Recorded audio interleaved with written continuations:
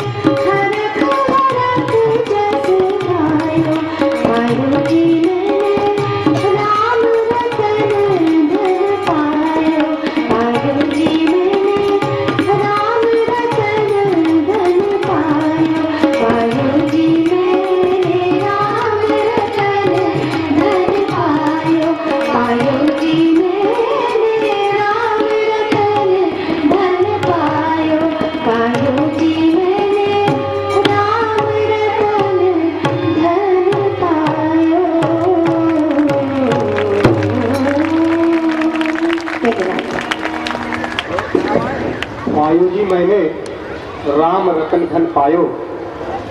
कल फिर हम लोगों को भजन सुनायो अलका जी। आज हम लोगों ने आपका भरपूर आनंद लिया। समय अभाव है, सुनना चाहते हैं हम सभी, लेकिन कल आप पुनः हम लोगों के बीच रहेगी। अब मैं आज हमारे बीच कुछ अतिथि आए हुए हैं, जैसा कि आप मंच पर उन्हें देख रहे हैं, मंचासीन हैं वे। अतिथि देवो भव अपनी परंपरा रही है। तो मैं परिचय करा दूं अतिथियों का। निर्मोही अखाड़ा वृंदावन से चलकर महामंडलेश्वर महंत मदन मोहन दास जी महाराज हम लोगों के बीच उपस्थित हैं। महाराज जी के बगल में एकदम निकट, उनके बगल में श्री घनश्याम दास जी महाराज जो साथ में आपके आए हैं वहीं से, और उनके बाद श्री रामदास जी महाराज और योगी रामकृष्ण जी से आप पूर्व परिचित हैं। ये हमारे अतिथि काफी व्यस्तता के बावजूद हम लोगों के बीच आए हैं, कल तक रहेंगे। मैं भगवत गीता परिवार ट्रस्ट की ओर से और आप सबकी ओर से मैं इन्हें धन्यवाद ज्ञापित करता हूं यहाँ पधारने का और अभिनंदन एवं स्वागत करता हूं। मैं आमंत्रित कर रहा हूं भगवत गीता परिवार ट्रस्ट की ओर से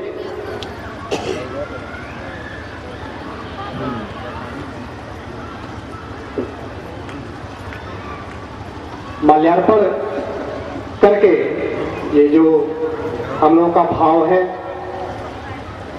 मन का, उसके पुष्पों के द्वारा, पुष्पगुच्छों के द्वारा भगवत गीता परिवार ट्रस्ट की ओर से मैं 4-5 नाम पुकार रहा हूं। उनसे निवेदन है कि वे हम सबकी तरफ से इन अतिथियों का, इन महानुभावों का, इन संतों का माल्यार्पण करके स्वागत करें, अभिनंदन करें पूरे जनपद वासियों की ओर से। श्री अरुण कुमार तिवारी, श्री शशिकांत शर्मा, श्री राजकुमार पांडे, श्री सुरेंद्र नाथ दुबे, श्री शैलेश तिवारी और श्री राजेश अग्रवाल जैसे हम भी करतल ध्वनि से इनका अभिनंदन करें, स्वागत करें। काफी दूर से आप चल के आए हैं अपनी तमाम व्यस्तताओं के बावजूद। सौभाग्य हम लोगों का गाजीपुर, जैसा कि मैं आप सभी जानते हैं, संतों की नगरी रही है। इस नगरी में आप सभी संतों का स्वागत है, अभिनंदन है पूरे जनपद वासियों की ओर से।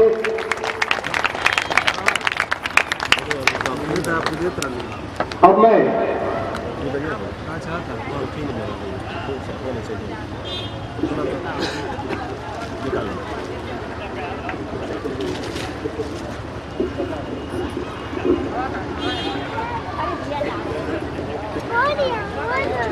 ये संत हम लोगों के बीच आए, हम आभारी हैं इनके, कृतज्ञ हैं इनके, और मुझे पूरा विश्वास है कि पूरे आयोजन तक, कल तक आप रहेंगे हम लोगों के बीच। आपका सानिध्य मिलेगा, आपका स्नेह मिलेगा, आपका आशीर्वाद मिलेगा हम लोगों को।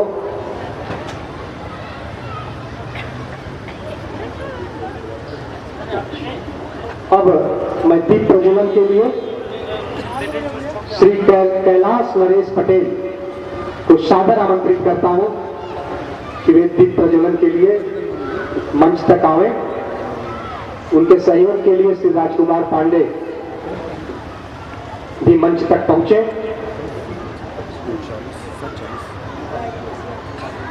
श्री कैलाश नरेश पटेल दीप प्रज्वलन के लिए मंच तक जाते हुए अलका जी को भी पुष्पहार देकर सम्मानित करेंगे।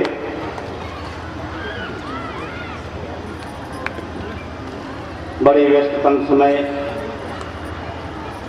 से निकलकर आई हैं और बीच में दुर्घटना भी हुई थी, फिर भी महाराज जी के प्रेम में बह के गाजीपुर तक आई और गाजीपुर के नागरिकों को अपने भजन से इन्होंने आह्लादित किया।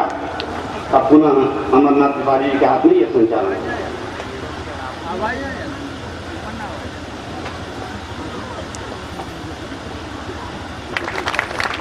इस शार को समझते हुए गीता के कंस चाणूरमर्दनम देवकी परमानंदम कृष्णं वंदे जगद्गुरुं वर्णानाम् अर्थसंघानां रसानां छन्दसाम् अपि मंगलानां च कर्तारौ वंदे वाणी विनायको प्रोद्भवन्ति प्रवर्धन्ते प्रलीयन्ते च जन्तवः यतो येन च यस्मिंश्च तस्मै कालात्मने नमः। प्रचोदसे जन्मनि सत्त्ववृत्तये स्तुतौ प्रजानां प्रलयैकमस्पृशे अजाय सर्गस्थितिनाशहेतवे त्रयीमयाय त्रिगुणात्मने नमः। शान्ताकारं भुजक्षयनं पद्मनाभं सुरेशं विश्वाधारं गगनसदृशं मेघवर्णं शुभांगं लक्ष्मीकान्तं कमलनयनं योगिभिर्ध्यानगम्यं वन्दे विष्णुं भवभयहरं सर्वलोकैकनाथम्। ॐ पार्थाय प्रतिबोधितां भगवता नारायणेन स्वयं व्यासेन कृतितां पुराणमुनिना मध्ये महाभारतम् अद्वैतामृतवर्षिणीं भगवतीम् अष्टादशाध्यायिनीम् अम्ब त्वां मनुसन्दधामि भगवत् गीते भवद्वेषिणी।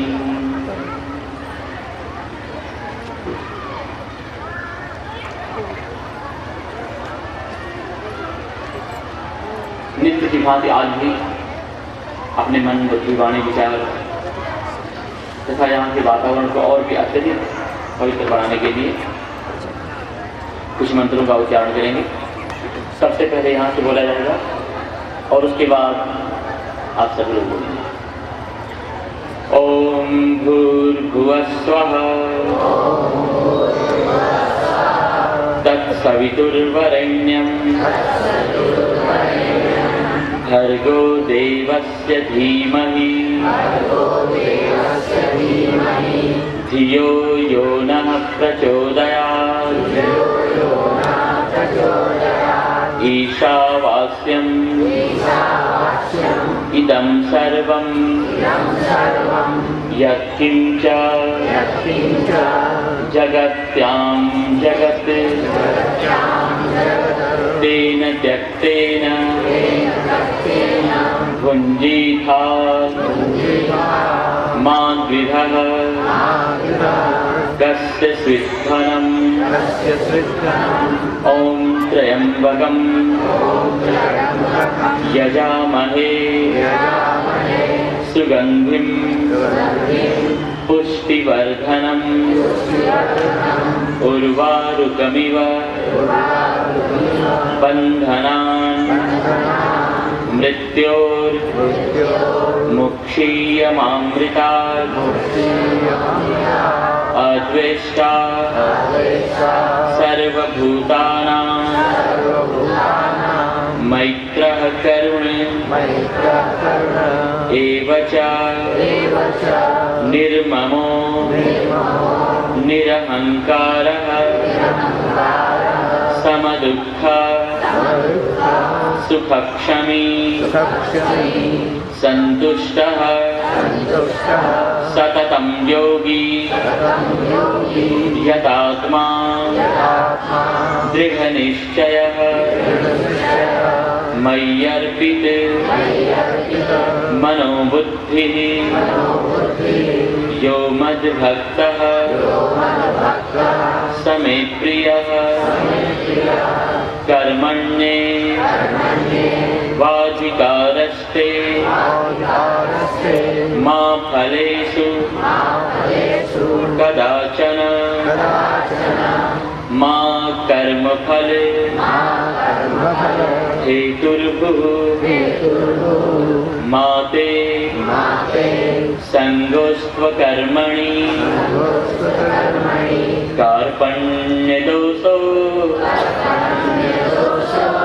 वहतः स्वभावः पृच्छामि त्वाम् धर्म सम्मूढचेता यच्छ्रेयः स्यात् निश्चितं ब्रूहि तन्मे शिष्यस्तेऽहं शाधि मां त्वां प्रपन्नम् सर्वधर्मान् परित्यज्य मामेकं शरणं व्रज अहं त्वा सर्वपापेभ्यो मोक्षयिष्यामि मा शुचः। ॐ विश्वानि देव सवितुर् दुरितानि परासुवा यद्भद्रं तन्न आसुवा। ओम वंशिक विभूषितकरान् नवनीरदाभात् पीताम्बराद्धरणबिम्बफलाद्धरोष्ठात् पूर्णेन्दु सुन्दरमुखात् अरविन्दनेत्रात् कृष्णात् परं किमपि तत्त्वमहं न जाने।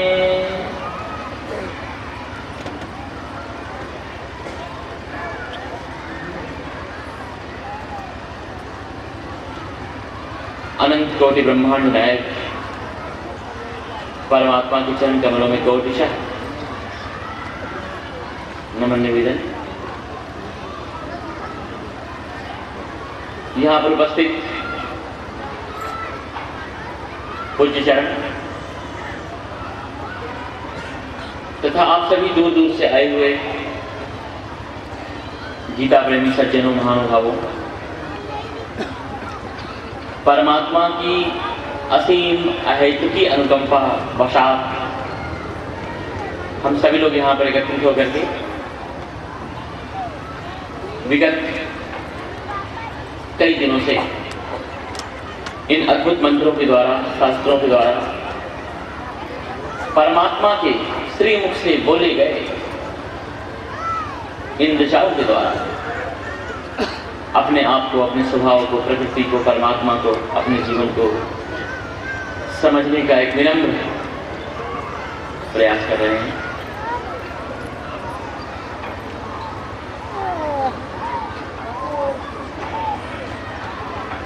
जब परमात्मा की साक्षात कृपा उतरती है जीव पर तो ही उसे सत्संग की प्राप्ति होती है। और सत्संग भी जब इस ऐसे ब्रह्म शास्त्र जिसके कि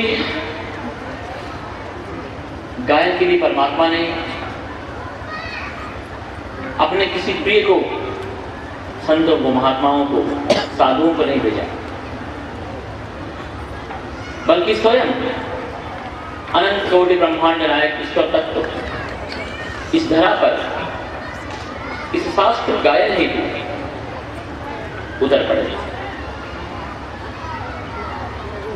जिस व्यक्ति को इसी जीवन में अपना कल्याण करना हो उसके लिए भगवत गीता के समान दुनिया में और कोई शास्त्र नहीं है। महाराज जी क्षमा करेंगे, भागवत के ऊपर बड़ी अच्छी कथा करते हैं। भागवत में परमात्मा की बड़ी अलौकिक, किरोचक और अद्भुत कथाएं हैं। मुख्य रूप से हमारे यहाँ दो वंश दृष्टिगोचर होते हैं। एक सूर्य वंश, जिसमें भगवान राम का अवतरण हुआ, और एक चंद्र वंश, जिसमें भगवान कृष्ण का अवतरण हुआ। भागवत में कुल 335 कथाएं हैं और सुखदेव जी ने उन कथाओं का इतना रोचक, ऐसा अद्भुत वर्णन किया है और कितनी विलक्षण उनकी स्मृति रही होगी कि इनके पुत्र इतने हुए, इन राजा के पुत्र इतने हुए, इतनी रानियां, और पूरा का पूरा उनका समग्र इतिहास कह रहा है। लेकिन बीच में परीक्षित ने सावधान करते हुए सुखदेव जी से कहा कि भगवान, मेरे मृत्यु के अब कुछ दिन शेष बचे हैं और आप इन कथाओं पर कथाएं करते जा रहे हैं। इन कथाओं का प्रयोजन क्या है? इतनी ढेर सारी कथाएं आप हमें सुनाते जा रहे हैं, संभवतः मैं याद भी नहीं रख पाऊंगा। और कुछ दिन के उपरांत तो तक्षक आकर के मुझे अपना ग्रास बना लेगा।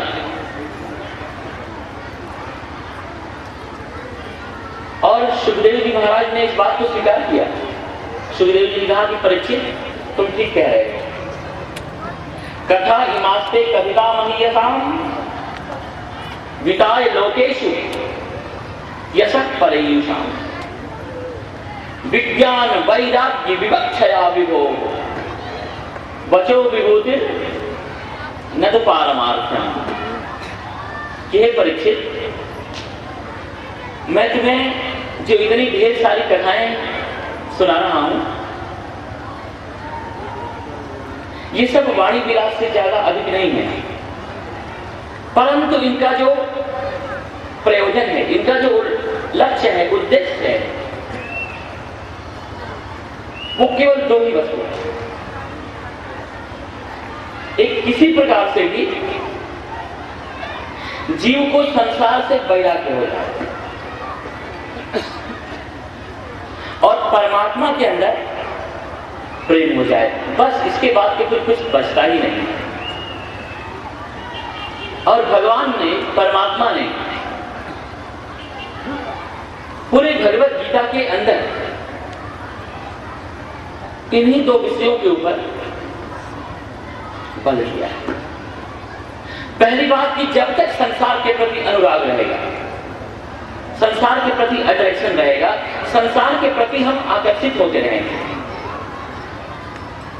तब तक भगवान से प्रेम हो ही नहीं पाएगा। ये अकाट्य सत्य है। लेकिन ये भी बात सच है